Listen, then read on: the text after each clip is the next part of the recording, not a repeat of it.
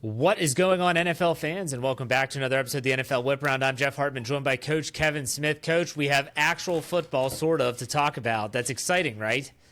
It is exciting if you're going to call preseason football actual football, but it's better than training camp talk. Yes. It is football. They're keeping score. They're calling penalties. They're playing a game. It's just not what the people that you would necessarily want to see. But I don't know. I actually want to. You sent me some topics, and I'm going to mix and jumble these up together. Okay, so let's start off with the Cincinnati Bengals, because we just said we're talking real football, but not necessarily the people that you want to see. The Bengals said, no, we're going to play our starters for an entire quarter. That was Joe Burrow, T. Higgins, Jamar Chase, you name it. Even their defense, which didn't look very good, mind you. That's a gamble, Coach. Like, that's a really big gamble. Now, they got away with it. What are your thoughts on what the Bengals did in week 1 of the preseason? Yeah, boy, this is one of those things where if it works out for them, everybody's going to say great job. But if it goes wrong, they're going to get crushed because you play your starters for a full quarter. You can understand why they did it. If you look at Cincinnati over the last 3 years, they're 5-15, or the last 4 years, I should say. They're 5-15 over the first 5 games of the season. So basically, the first quarter of the season, they've been terrible, right? And they're trying to build better chemistry and get the starters up to speed faster, et cetera, et cetera. But, man, one of those guys go down. Like, we've seen some big injuries already, right? Rashawn Slater out for the year with the Chargers. That's a huge injury for them. I mean, Landon Dickerson goes down in Philadelphia, and that was at a practice on Sunday night in front of 50,000 fans at an open practice. My buddy was there, and he said it was like being at a funeral. He said 50,000 people just went dead silent, and they carted him off the field. I mean, obviously, I come back to the quote from Kevin Stefanski when he told me the only way to get ready to play football is to actually play football. But obviously that comes with some serious risk. The Bengals are doing what they think is necessary to get ready. But boy, imagine if Jamar Chase goes down or Joe Burrow gets rolled up on in a preseason game. They will get absolutely crushed. Well, I have 2 questions for you. First and foremost, if you were the head coach, so you're Zach Taylor, are you even entertaining this? If you were having to put together, okay, we have 3 preseason games, here's how we're going to orchestrate all of that, would you do that? I might give him, in the first preseason game, I might give him a drive and say, let's script some of our best stuff or some things that we really want to work on. And if we go 3 and out, maybe we'll give him a second drive. I'm not giving him a quarter. To me, that is too much preseason football, too many hits, too much risk. So the answer there is like a very tepid yes. Now, my follow-up question is, do you also think it matters? Yes, I understand what Coach Stefanski said, and I agree, but at the same time, is 1 quarter in a week 1 preseason game where the regular season is just under a month away, is it really going to matter and potentially change what they do at the beginning in their slow starts? For me, no. I don't think in the first preseason game they need to play. You got 2 more preseason games. The second one, for sure. And the third one, I'd give him reps as well, because I don't like the idea of resting all your guys for 2 weeks before the opener. But I would structure it differently. But then again, I'm not in the facility. Right. Zach Taylor's got a good feel for his team and what they can handle, so he's making the call. It just seems very, I don't know, it seems very outward, like, hey, we're trying something different. And that's probably, It's not just internal, it's also for the fan base. It's for them to, hey, like, we're trying something different. Like, we know that our record is not good, but we're trying something different. But, man, the risk versus reward, I don't think it equals out. I don't think the risk of losing one of those key cornerstone pieces on offense would necessarily be the reward of a hot start. But then also let's talk about the Bengals' defense as well. They played their starters, Coach. It's like more of the same, is it not? Well, you pay 40% of your cap to 3 guys on offense, and you're going to limit what you can do on defense. You got one of the best defensive edge rushers in the NFL sitting on the sideline because he's on a bargain $16 million a year deal, and you won't pay him. So obviously they've put their emphasis on the offensive side of the football. That paid off, man. Burrow and those guys look great. They went right down the field for 2 touchdowns, but they gave up 24 points in the first half to Philly's JV. So I don't know, man. Bet the over. Bengals games this year, Jeff. Bet the over.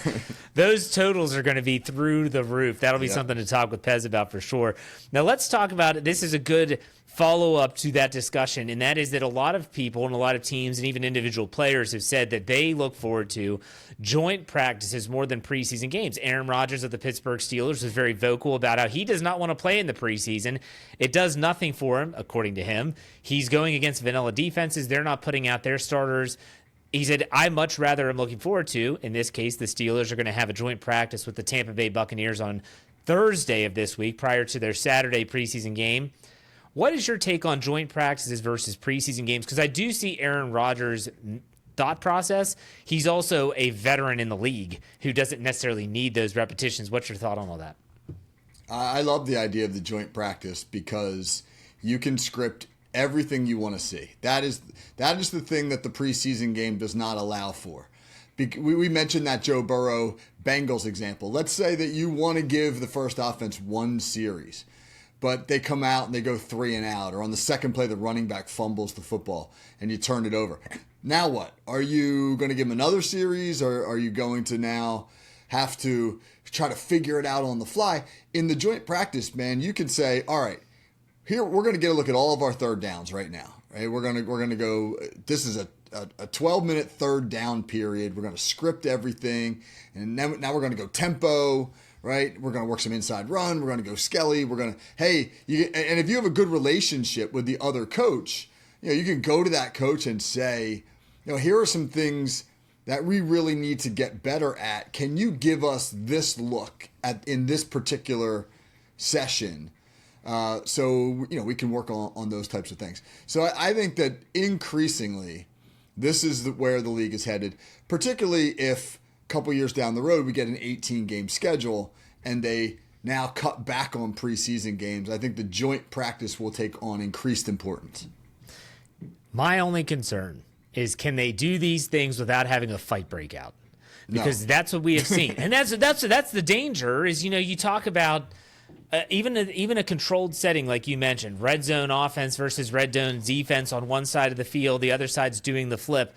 It's a really good thought, and I guess if you have coaches that can control their teams and their players, but at the same time, man, you don't want someone trying to make a roster going out there and I'm going to make a statement. I'm going to make a big statement. I'm going to tee off on your quarterback, and next thing you know, well, I always have that lasting image of the Rams in a joint practice. I don't remember who it was against, but Aaron Donald was off the field, went over, got his helmet strapped up, and ran into the fight. That's the danger, though, Coach. Is it difficult, even though you only coach high school, is it difficult to have any type of scrimmage without things going overboard and getting to that point? We've had them with other teams, and they've been fine. But then again, our kids aren't trying to make NFL rosters, as you alluded to. Yeah. You have to make sure, as a coaching staff, that you've instructed your personnel properly. I mean, to me, this falls on the head coaches. If you can't control the practice, that's on you. I mean, you've got lots of tools that at your disposal that you can use to ensure players don't fight. You can fine them. You can cut their playing time. I mean, you can tell any of these guys, look, man, if you get into a fight in this joint practice, we are reducing your reps.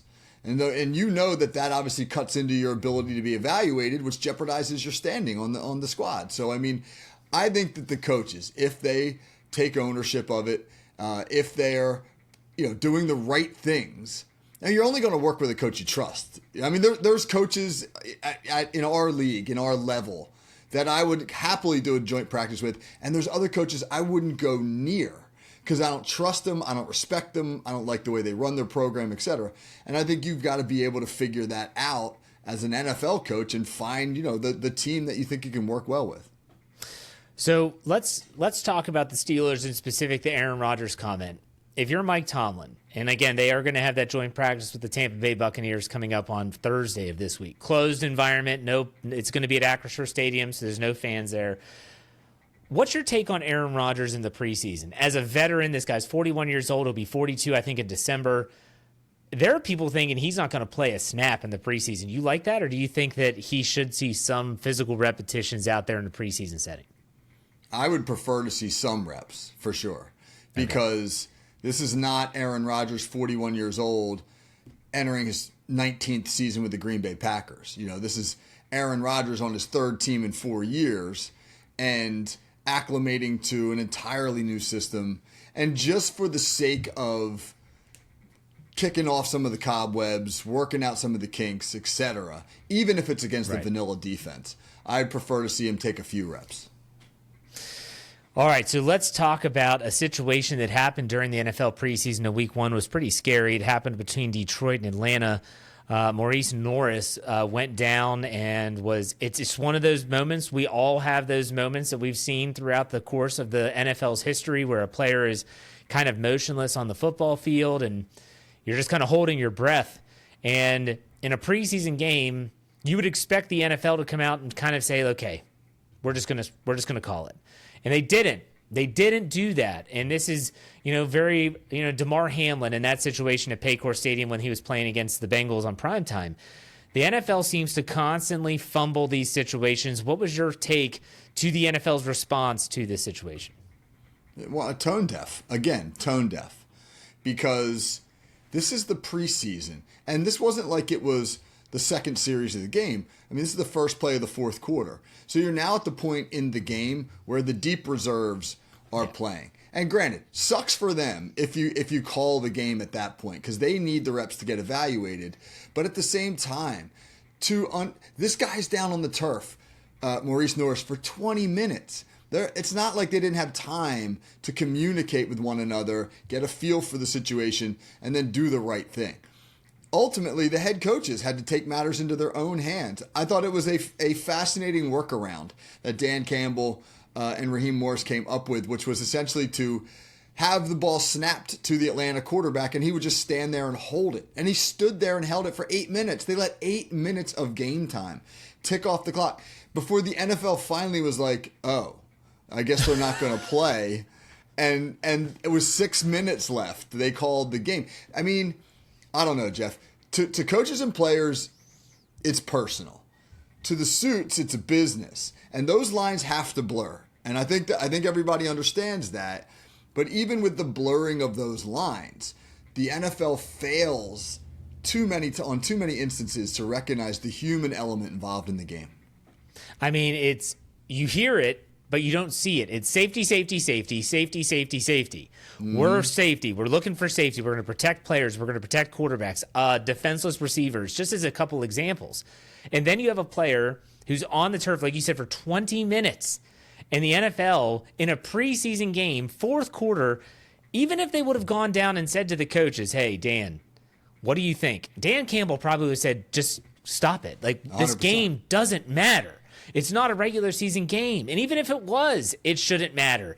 That young man's life is what matters. And that's what his teammates and the opponents, as they're watching this happen, it's traumatic. It is a traumatic setting. And so with that being said, you're thinking to yourself, if you don't want to make the call, put it in someone else's hands. And they could have done that with the head coaches. Instead, they didn't. The coaches took it anyways and said, we'll show you what should happen. And this is a situation where the NFL, they love their protocols, right? Oh, we're going to... I wouldn't be shocked if in the offseason they say, we're going to work on a protocol that if someone's down on the turf for more than 15 minutes, this is what happens. No, it's just use common sense. The NFL sucks at common sense. They always have. I don't know. I'm not shocked, though. Are you? There's no way you're shocked at this situation, right? No. I would have been shocked if they did the right thing. You just expect them, right? You expect them to fumble it. I've been on the field where kids have been taken off on stretchers. When you turn back around and you see the team and the expression on their faces, it's genuine concern. It's genuine fear. And it's the moment where they go, oh, this is dangerous. Like what we're doing. They don't question the idea that we're running full speed, slamming into each other, 22 bodies colliding. They don't question all that when everything's going normally, but the moment it doesn't, it's a huge slap in the face. And then you have to pull them back to finish the game. Well, that's a real game. You shouldn't have to do that in a preseason contest. It's a non-negotiable. And it's like you said, there's those fringe players that are hoping for those late game reps, even in week 1 of the preseason. But you know what? Here's my take on that. These coaches have seen them for weeks. Yep. It's not like anything is going to happen that's going to drastically change their thoughts and perception on them and making the roster. So I get it. The NFL, in this regard, they suck. They are awful. They are. I mean, it's just it blows my mind. We don't want to belabor the point too much. Let's talk about some rookie quarterbacks, studs and duds of the week. We saw a lot of rookies take center stage. Some did well. I'll say Shedeur Sanders would fall under that list, and some maybe not so much. Coach, I want to give you the opportunity to talk about who you liked and who you didn't from week 1 in the preseason as it pertains to rookie quarterbacks. Yeah, well, start with Shedeur Sanders. I watched his time. He got credit for finishing 2 touchdown drives. Well, I mean, one of those quote-unquote drives started inside the Carolina 10-yard line after they muffed the punt. But he did some good things. Like the thing that he looked best at was being decisive with the football, like just getting it out of his hands. At Colorado, he stood in the pocket a lot and just ran around trying to make something happen. And he was on time on Saturday night or Friday night, whatever that game was, for the most part. And, Kevin Stefanski kept it simple for him, didn't ask him to do a whole lot of complicated stuff. But, he passed his first test. I mean, let's curb the enthusiasm on chiseling the Shedeur Sanders bust for Canton right now. But he passed his first test. Jackson Dart looked good with the Giants. There's already some talk about is he going to push Russell Wilson sooner than later for the starting job? I think Cam Ward, he led a touchdown drive for Tennessee. Anytime as a rookie you can finish a drive in the end zone, I think you have to feel good about that. On the flip side, I think Tyler Shugg in New Orleans struggled. He threw a pick 6. New Orleans not very talented. He's being thrust into that lineup probably sooner than he should. His struggles, I think, are understandable. I guess the guy who takes the prize, though, for the dud of the week was Quinn Ewers, the quarterback, the rookie from Texas, who went 5 out of 18 and had a couple of plays where they miscommunicated, they snapped the ball too early. Like he just not only was the execution of the scheme not well, but just the execution of running the offense wasn't good either. So that was a rough debut for him. In terms of progression, as someone that's been an offensive coordinator and head coach for a very long time, what progression would you want to see from these young quarterbacks from week 1 to week 2? Shedeur Sanders, I was shocked. Like he was way more mobile in the pocket than I had seen when you looked at his film coming out of Colorado. But even Cam Ward, there were some ups and downs. Yes, he did orchestrate a touchdown drive. When you're talking about all these players, what they put on tape is what they put on tape. But a coach has got to say, okay, here's the next step. Here's what I want to see next time. What would you be looking for? Let's use Shedeur Sanders as an example because he's who's everyone's talking about in terms of rookie quarterbacks. What would you want to see in week 2 from him? Maybe just put a little more on his plate, right? Again, the execution of the offense was good. I know this sounds really simple, but it's not. He got the play call in the headset. He went into the huddle. He called the play. They came up to the line. They snapped the football without any pre-snap penalties. He was generally given these sort of quick reads. You're going to throw A or B, ball out in a hurry, etc. A little bit of bootleg, simple stuff. Now, week 2. Can we get Shedeur Sanders maybe to run a little more of an involved concept? Can we get him to throw dagger where he's got to attack the middle of the field? Or can we get him to throw a post over top of the safety off of play action where maybe he's got to, or maybe a better example is like 4 verticals where we're going to ask him to look the safety off and now throw back up the opposite hash. So now you just want to see if he can do what he did in the first week because consistency matters in the NFL as much as anything else, man. You have to be consistent. It starts with do the ordinary things on a consistent basis, and then it progresses from there. So maybe they try to get him to now just some second level stuff. Let's continue our Cleveland Browns talk a little bit because there is another rookie there. Dylan Gabriel didn't play in week 1 because of a hamstring injury. You got to think he's itching to be available in week 2. If you are Kevin Stefanski in week 2 and Dylan Gabriel is available, how do you split up those reps between the quarterbacks that they have? That's a good question. I would start Sanders again because I think you want to see him. He showed you enough this past weekend to say, I want to see more of him against another team's number ones because next week a lot of teams will play their ones at least for a little while in the first quarter. So, yeah, he was up against Carolina's JV. And the 2 touchdowns they scored, like I said, one of them came from inside the 10-yard line, a possession that started inside the 10, and the other was against their backups in the second quarter. You want to see him against a first team. Maybe the opponent gets a little deeper into the playbook and mixes some coverages or throws some stunts at him. So you definitely want to see if he can do the same. And now with Dylan Gabriel, you want to see him do what Shedeur Sanders did this past week, be able to run an efficient offense against another team's backups. Did you see anything from, I'm thinking about a player like Kyle McCord. Kyle McCord was drafted 1 pick before the Steelers took Will Howard in the 6th round. I'm sure he got some time. Did you see how he looked for Philadelphia?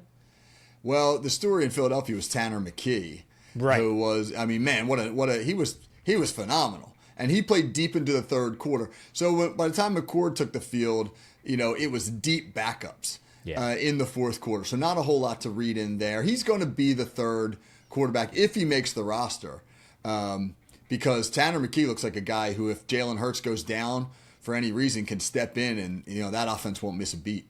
What about Jalen Milroe? Did you see any good things, from man? him? Yeah, man, a lot of really positive stuff about Jalen Milroe up in Seattle. The one comment I read, now I didn't see any of it, but the one comment I read was that he looked comfortable reading a defense, and that was one of the big knocks on him coming out of Alabama, was that they didn't give him any complicated processing. So, like, you expect him to struggle with that a little bit in the NFL. What am I looking at? What am I seeing? And now where do I go with the football? And, the comment I read was that he looked comfortable doing that. Awesome. I'm anxious to hear what you think about our next topic here. And that is about, does the NFL have a field goal problem? And this is all stems from in week 1 of the preseason, Saturday night. Pittsburgh is down in Jacksonville playing the Jaguars. And I'm watching the game. We're covering the game, obviously, and I'm doing work. And the Steelers go on a beautiful 2-minute drive. Skylar Thompson leads the Steelers down, throws a touchdown. And you're thinking they're just going to kneel it out, go into halftime, but they don't. The Jaguars are running some plays. Then all of a sudden, Liam Cohen calls a timeout, which I don't think he got the timeout off in time, by the way, but they gave it to him either way. And they're going to attempt a 70-yard field goal. And I'm literally sitting in my basement laughing, like, a 70-yard field goal? The Steelers should put a guy back to catch it like they used to. Not only was Cam Little's kick good, it would have been good from 72, maybe even 73 yards. This wasn't a stoink and it goes in.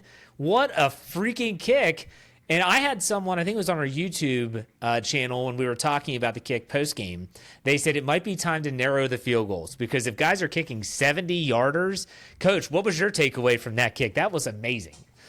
Yeah, I mean, you said your question was, does the NFL have a field goal problem? And my answer would be yes, because these kickers have gotten so good. It wasn't that long ago where kicking 50-yard field goals was still a big deal. Guys were making them somewhere in the neighborhood of 40 to 50% of the time. They're making them 80% of the time now. I mean, 50-yard field goals are no big deal these days. And now you got to do kicking from 70. That means Jacksonville didn't even have to cross midfield. They moved the ball to their own 47-yard line. So picture this. You score a touchdown, you kick off. The other team, kneels it in the end zone. They get the ball at the 30. They make one first down, and they're in field goal range.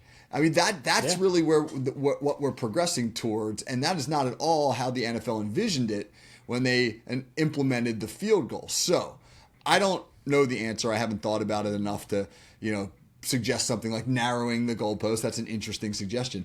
But I don't think we're that far away from the NFL having to entertain that conversation, because when you're kicking the darn ball from the other side of the 50, that's not real football. Well, think about it if it's a touchback and you get it at the 35. Like you said, you kneeled it and you get it at the 30. If you get it at the 35, you don't have to gain much yardage if your kicker can kick a 70. Yeah, if you can kick a 70-yarder, that changes everything. It was absolutely stunning. And the record, I believe, is 66 yards. Yeah. And again, if you haven't seen the kick, it cleared the upright by a good 2 yards. It was unbelievable. I think the NFL is going to have to figure out what they want to do here. The touchback going to the 35 makes sense to want to encourage teams to have kickoff returns. But if field goal kickers are doing that, that changes everything. That really, really does. So I wouldn't be shocked if the NFL, and I don't know, would moving the hashes do anything for you, Coach, in terms of the kicking game? I mean, the hashes are so much more narrow in the NFL. Would going to college hashes make it more difficult? It would make it harder for the kickers, but it would also light up the scoreboard. I mean, opposing offenses would use, not opposing, but offenses in general would use the width of the field to create significant matchup advantages. The narrow hashes benefit defenses. It's one of the few things in the league that benefits the defense. I wonder if they would only have like kicking hashes or even just like little marks on the outside that's where you would kick a field goal from. They got to do something. I'm okay with kickers kicking a 70-yarder because they're probably going to miss more than they make. But at the same time, it does make you wonder where we're going because he's not the only one that has a big leg. The kicker in Dallas, his name escapes me right now. He can pound the ball too. I'm sure he can easily kick a 60-yarder without much. What is his name? I'm drawing a blank. I'll figure it out. Anyways, all right, so enough kicking. Let's finish this up with a player profile. Von Miller. Von Miller, 36-year-old, highly decorated pass rusher. I saw a clip on social media. He joined a podcast recently, and I wanted to get your take on something he said. He talked about how he goes, I don't like pass rush moves. He said, I just don't. He goes, I've done, you know how many sacks I've had in my career off of a ghost move? He goes, maybe 5 or 6. He said, but that's what everyone cuts up because it looks cool. He said, it really comes down to, can you get off the ball faster than the person in front of you, and are you faster than them? Do you think sometimes we overcomplicate things? Because when I'm listening to Von Miller talk, he makes it sound really simple. Either you have the God-given gifts to rush the passer, or you don't. What do you think about something like that as he proposed? It reminds me of a quote of Randy Moss's I heard back in the day where somebody said to Randy Moss, like, you've been criticized at times of not being a great route runner. And his response was, I don't need to run great routes. I'm faster than everybody. So, I think there's some legitimacy to what Von Miller's saying. Sometimes, the better athlete just wins. And if you can speed rush a dude, you don't need a whole lot else, right? You need maybe one counter and that's it. But Von Miller's now 36 years old, and if he wants to stay in the NFL for much longer, he better use or learn some moves because he's going to lose that speed. He's already lost some of it. I'm assuming that every pass rusher has their move, their go-to move, whether it's a rip, whether it's a spin, the ghost move. What was Reggie? Oh my gosh, what was the hump? Reggie White, the hump. Reggie White, the hump. I mean, he could do that until he was 40 if he wanted. Just throwing guys. I mean, you have to have that one thing that you do that well. But Von Miller's been doing it at a very high level for a very long time. I think the fact that he's bounced around teams so much, do you think that's kind of taken away from some of his successes? He was the one that they traded, the Rams traded a lot for him when they won the Super Bowl in L.A. He's had a great career in Denver. He's was with Buffalo, and now he's with Washington. Do you think that detracts from individual success at all? I don't think so. He's got a couple Super Bowl rings, and he's going to be in the conversation for the Hall of Fame. I don't know what his numbers are exactly and whether or not it'll get him there, but you do lose track sometimes of these veterans. I quite honestly forgot that he was still in the league, but he's 36 years old. I mean, that's a long NFL career, so he's earned the right to say just about whatever he wants. That's true, absolutely. So, all right, Coach, what's coming up on your Call Sheet Daily podcast this week? Yeah, some good stuff, man. Wednesday, I'm going to have a guest on previewing the Battle at the Beach, which is the big football tournament, high school football tournament in my hometown of Ocean City, New Jersey. It's actually held by our high school. The high school college football rankings came out recently, and of the top 15 teams in the country, 3 of them will be playing on our field at Battle at the Beach. We actually play the game before the 2 games that will take place involving these unbelievably high-rated teams, and we're going to talk about how you put something like that together, how it's become such a big deal, but also the growing intrigue in high school football. I mean, high school football has now become a really popular sport. It's showing up on ESPN all the time, and you've got ratings and rankings and NIL deals, and what's causing interest in high school football to explode. Is Belichick going to be there again, or is that a one? No, he's back. He's in New England. But yeah, Belichick was there last year with his girlfriend. And was she there? Oh yeah, John Gruden's been there. Mike Mayock has been there. So it's a big event that draws some big names. Rubbing shoulders with the stars. I love it. Make sure you check out the Call Sheet Daily. I mean, you're interviewing NBA coaching legends. You've got Stefanski on. Hey. I'm just privileged to be able to be on a podcast with you once a week. It's my Life honor. is good, Jeff. Life is good. All right, it does it for another NFL Whip Around. We'll be back next week talking week 2 in the preseason. Take it easy, everyone. We'll see you next time.